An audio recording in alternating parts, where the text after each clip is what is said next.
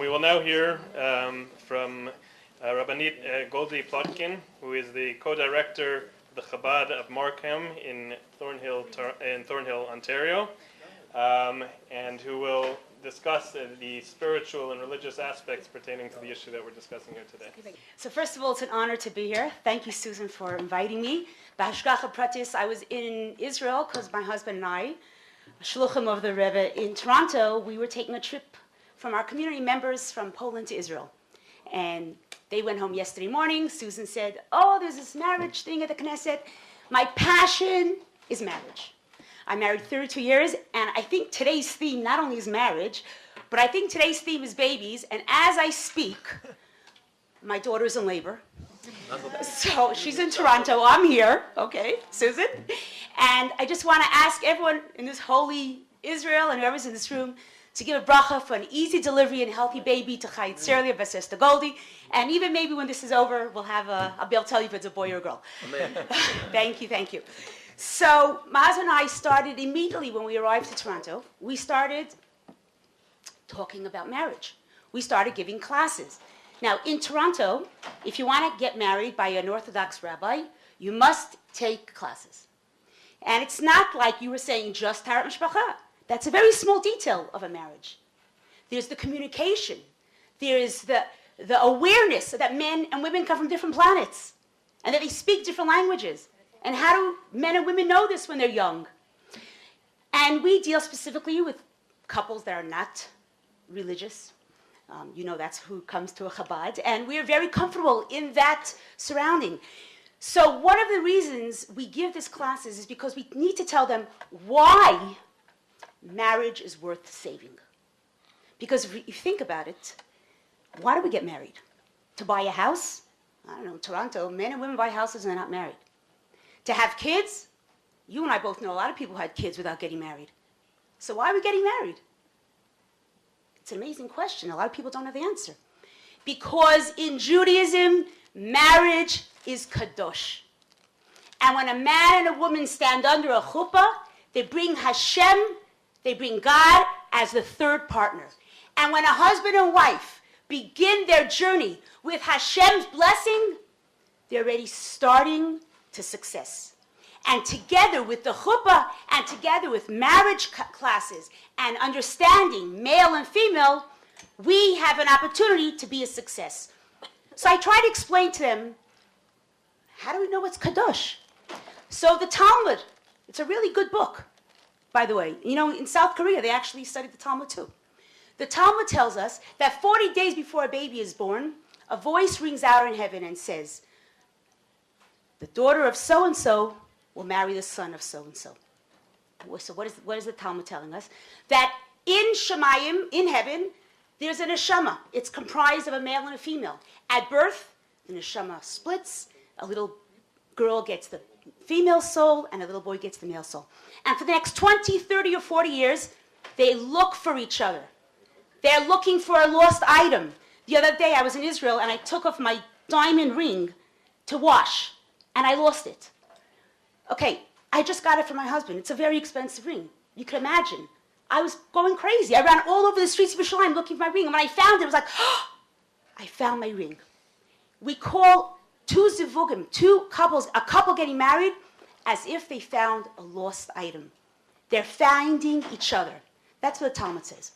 So the Talmud explains that these are soulmates. They're not just sporadic people that bump into each other and they fell in love. This is the female soul met her partner and they get married. The Zohar goes even deeper and says that it's palga de gufa, that they're actually one body.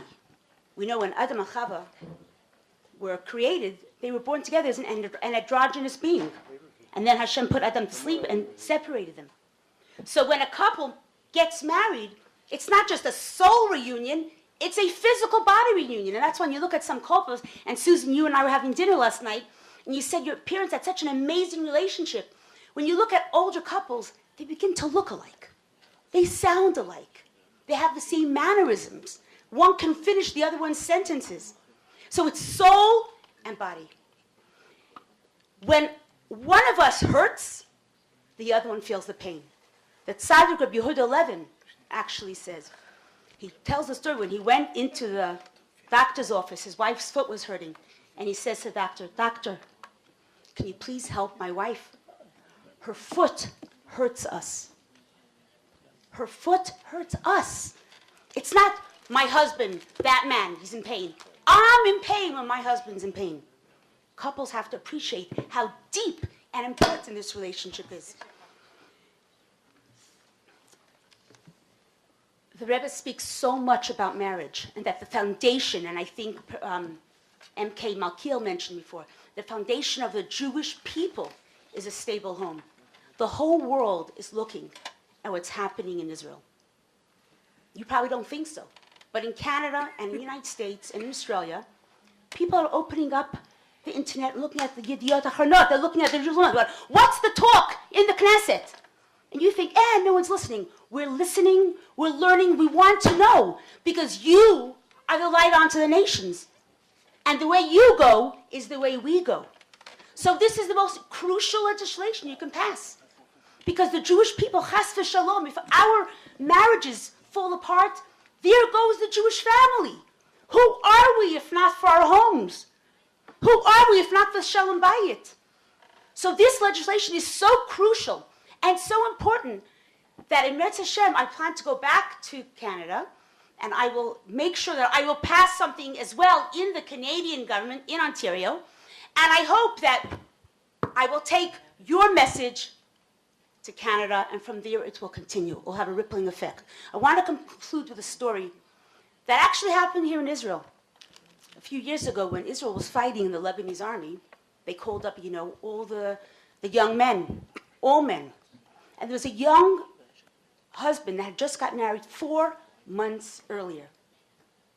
He goes up to the army, and unfortunately, he's hit with a bullet. He's rushed to the hospital, and they tried to save his leg, and they couldn't. And they had to amputate his right leg. He's sitting in the hospital bed recovering, and he texts his wife, and he says to her, "Matek, I love you so much, and we have such a beautiful marriage, but I have to tell you the truth.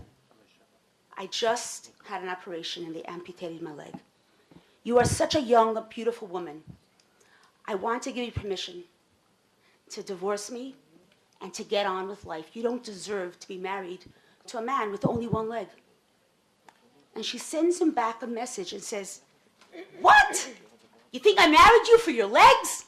I married you for you, and you're still here." That's the essence of a marriage. We look deeper than just superficialities, than physicalities. We look at the essence. We look at the neshama, the zivug, the soulmate, the bashert. And when we come, the Jewish nation comes with that message, hopefully the rest of the world will follow. Thank you.